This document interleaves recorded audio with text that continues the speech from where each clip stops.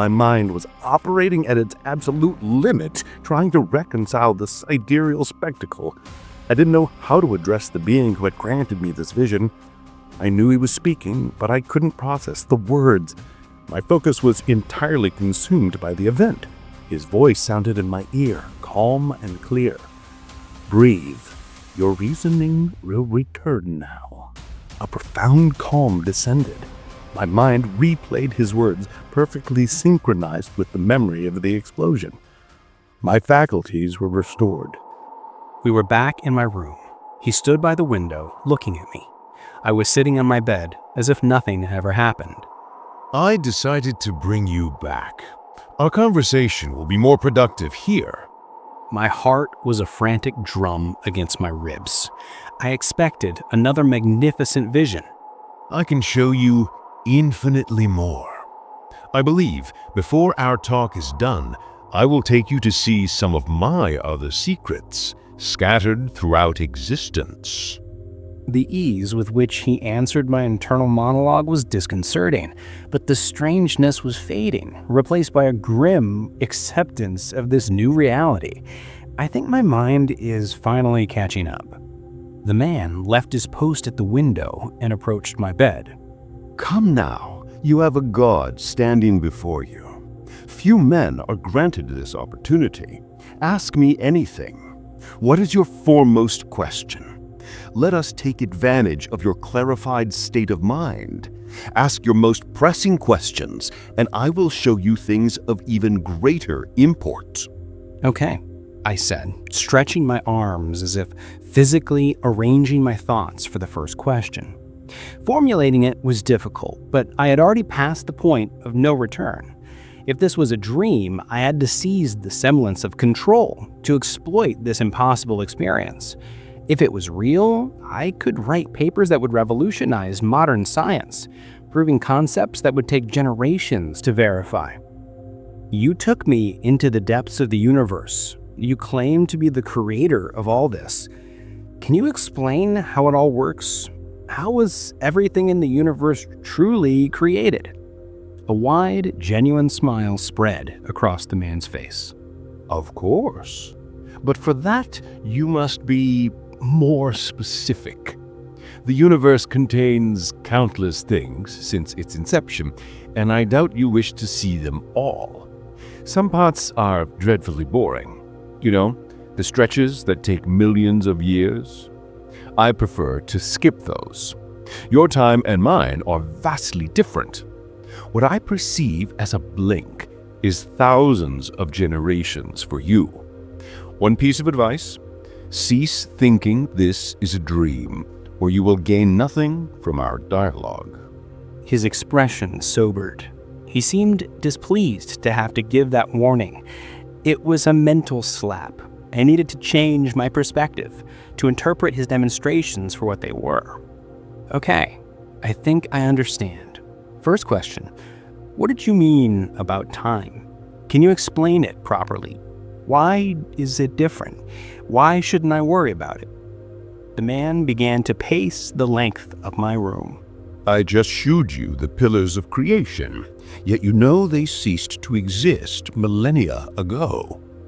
I can go anywhere, to any when. I can return to the moment of creation itself. Omniscient. I know everything because I can see and review all events. Omnipresent. I am everywhere across all time. To complete the answer, you witnessed the pillars destroyed by a supernova in seconds, an event that unfolds over eons. I presented it in a time frame your brief lifespan could comprehend.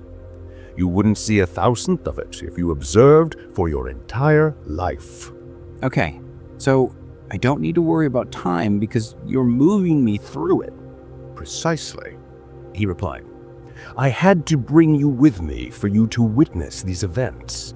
As God, I can place you anywhere, at any time, in any situation." How did you attain all this? When did you become aware of your full power? I did not become aware of it. Everything originated from the act of creation. I am the reason everything exists as it does. I possess these abilities because the universe was created from me, from my movement. From your movement. What does that mean? Are you saying the universe was shaped by your hands, all its infinite details? Or that your fingers orchestrated everything, like a conductor? Or, I don't know, you began moving as if in a dance? I felt the familiar flush of foolishness with that last question. Not exactly, yet simultaneously, yes. Except for the dance, of course. A rather silly question, but it's to be expected. Initially, I did not use hands. Later, I employed them frequently to create and modify the infinite things that exist. All right then, explain the beginning. How did you create the universe? What was the first point, the first particle? What initiated the first movement? The man brought a hand to his chin, appearing to ponder my question deeply. It must be incredibly difficult to explain. It is not so difficult. I am merely deciding whether to answer by explaining only what you know of your universe, or to speak of the creation of everything itself. What do you mean, my universe? Confusion was etched plainly on my face. There, The man exclaimed, a lopsided grin appearing as he raised his index finger. now we have the specific question that requires me to speak of the absolute beginning. I will tell you what happened before your universe existed. A sharp crack resonated inside my skull. My eyes were open, yet I saw only profound blackness. I blinked repeatedly, but nothing changed. I heard the man's voice, though he was nowhere to be seen. I need you here to explain this. Consider this a blackboard. You will comprehend what occurred, though you cannot see it with your eyes. A light flared in the darkness, like a comet, a ball of fire. It began to move, leaving an incandescent trail that drew intricate circles and curves in the void before me. I will illustrate it for you, said the man. In the beginning, nothing existed, only me. But I was not then what you know now. I became what I am the moment I moved. I had been motionless for an eternity, but at a specific instant, I desired to move at the maximum possible speed. So I moved beyond the greatest velocity. You define it as light. I define it as the limit for the divine. Darkness prevailed as he spoke. Suddenly, the ball of fire shot forth in a perfectly straight line. This is me moving through the absolute nothing. And from my body, everything around me began to vibrate. Yes, what you call string theory is, in truth, the vibration I caused in the void. All matter was created from the vibrations surrounding me. That's string theory? No, it's impossible. A single body couldn't generate enough energy to initiate the process described by that theory. It is not impossible, for it occurred.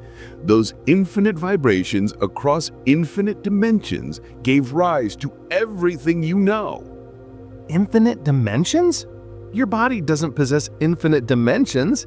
You merely move through space. How could that create more than 3 dimensions? Do you truly believe my body was confined to 3 dimensions?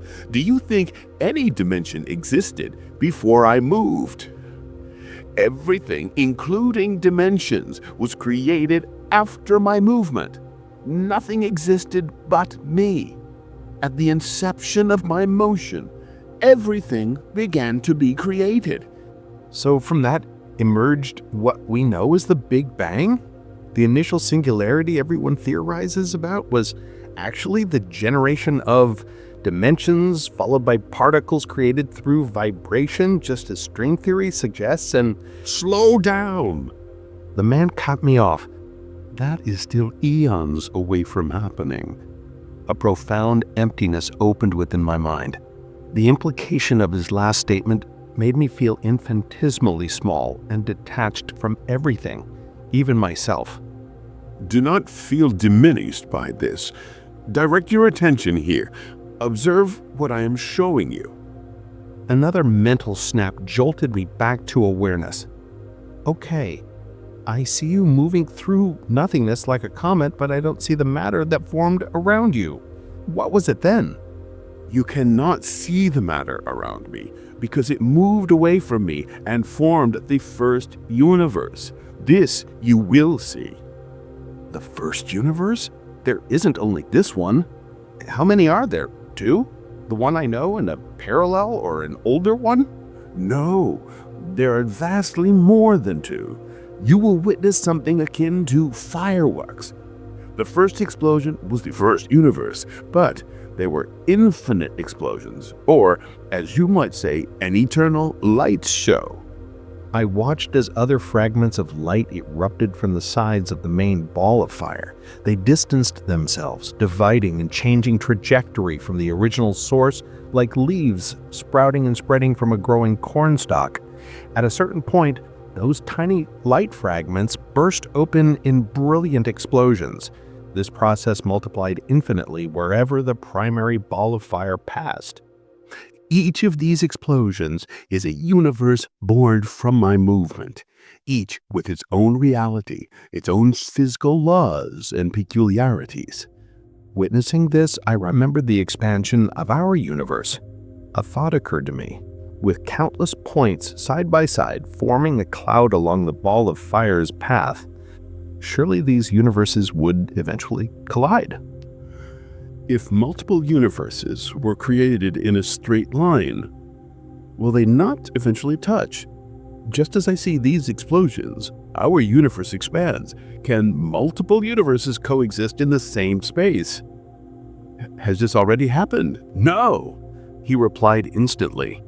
Since I was moving at an accelerated pace in a single direction, the universes are dragged along in my wake. The farther a universe is from my point of origin, the faster it moves. They will never touch.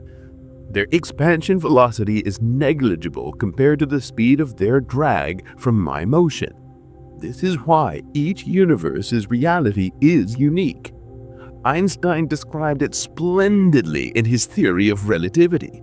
To be frank, he was the man who came closest to describing one of the fundamental principles of universal creation. What do you mean the realities of each universe are different? Just as Einstein predicted, time slows for a body at high velocity. All physical characteristics are altered by a universe's proximity to the light speed of its creation.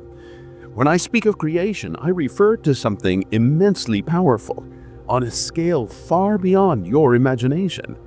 We are talking about countless high-density particles traveling at relativistic speeds.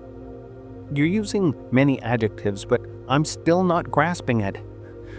If you could have inhabited Einstein's mind as he pondered this, you would comprehend 1% of what I'm telling you. And were you with him? No. So you're saying a man managed to describe a detail of creation without knowing any of this? Tell me the truth. You met Einstein and shaped him into the genius we know. No, I did not meet him. I heard his voice, though an image of him frowning appeared in my mind.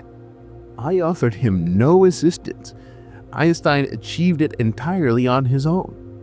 The most remarkable part is that he intuited this from the first day he contemplated the cosmos. Furthermore, all universes bear traces of their creation.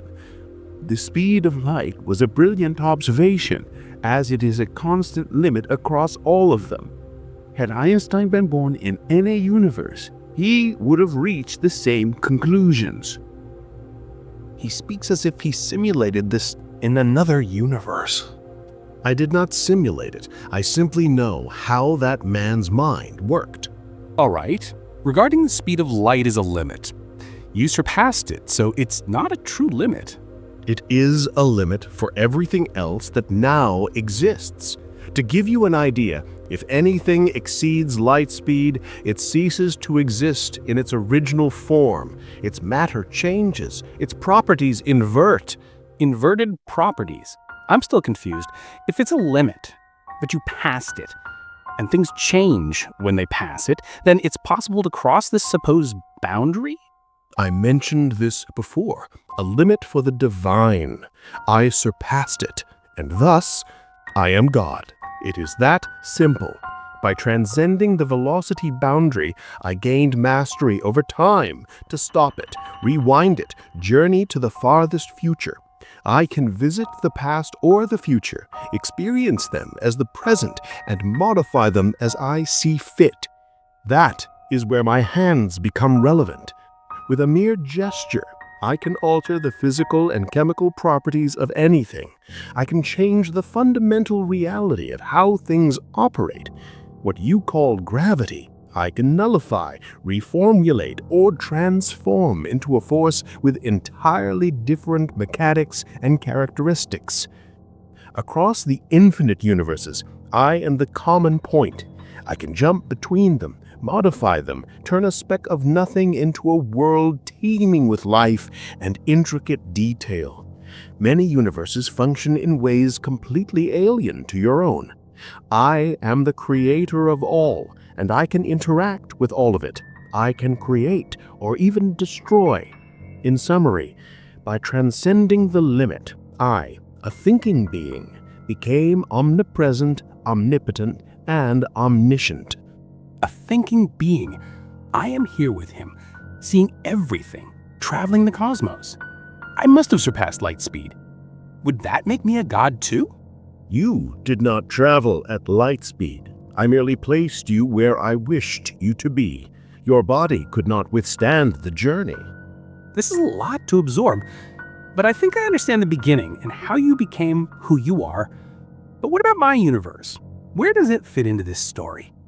Amidst the countless universes I saw being born, I cannot distinguish the one I live in. Let us return to the demonstration. Observe how many universes formed, moving away from my body and expanding. Now, let us fast forward. Let us skip millennia and proceed to the moment of your universe's formation. I must accelerate our perception of time, as the period until Earth's creation would feel interminably long to you. A snap of his fingers. Time became a blur. The ball of fire traversed an incomprehensible distance, countless fireworks bursting in its wake. Gradually, time's flow normalized. My focus was drawn to a distinct event. Two bursts of light emerged simultaneously, shooting off in opposite directions. Observe, this is the formation of your universe. Among the infinite multitude, this is where the history you know began. Okay, but which one? The one on the right? Yes, the one on the left is the universe parallel to yours. You were quite fortunate to have a parallel universe. Few of the creations possess this peculiarity. How does that work? What's in the parallel universe? Largely the same things as in yours, yet profoundly different, despite sharing similar events. The crucial element is the connection between them. Events in one universe influence the other. A shared particularity exists. Their particles are linked. You describe it as spooky action at a distance, but the human term is quantum entanglement. Once again, Einstein uncovered this. Another remnant of creation found its way into that man's ideas. This phenomenon applies to only a few universes. I'm astonished. God is an Einstein fan. I am not a fan, but his mind truly was exceptional. To return to the subject, two particles within the same universe can undergo identical changes simultaneously, as if connected. This occurs only because your universe has a parallel counterpart functioning in a similar manner. One question, if events in one universe directly impact the other, are we constantly at risk from catastrophes originating there, suffering the consequences here? It is simpler than you imagine. If both universes experience analogous events, occurrences in one can be predicted in the other. So having a parallel universe is pointless? It's just a useless copy with no real impact? It does not impact your universe because conditions there are vastly different. The other side undergoes constant random changes. But how if they're connected? The distinction is that you exist in your universe. Your power to modify your reality causes the parallel universe to experience sudden, unpredictable alterations because you are altering something to which it is connected. How bizarre. Are the doll-like creatures resembling us wandering a planet like Earth? Logically possible, but no. There is no trace of humanity in the parallel universe. Your species was created after your universe's formation. The atomic connections do not exist within you. What is the Earth like over there? Identical to ours? Another snap. A strange landscape materialized, dark hues, choking smoke, a pungent odor, an intense heat. Behold the parallel universe's version of Earth. This looks nothing like Earth. Of course not. It is a parallel universe. The difference between your understanding of quantum entanglement and this reality is that the long-distance atomic connections are with different atoms. What you know as water is sulfuric acid here. The white fluffy clouds of your Earth are these yellow, sulfur-laden vapors. It's profoundly unsettling. I watched parts of the landscape shift randomly, explosions, pits, and tunnels forming across plains and mountains. An impression of invisible monsters haunting the entire area took root in my mind. This is nothing like Earth. My concept of a parallel universe was completely wrong. If Earth is so different, could inhabitable planets in our universe be habitable there? Excellent deduction. If water is acid there, then acid must be water here.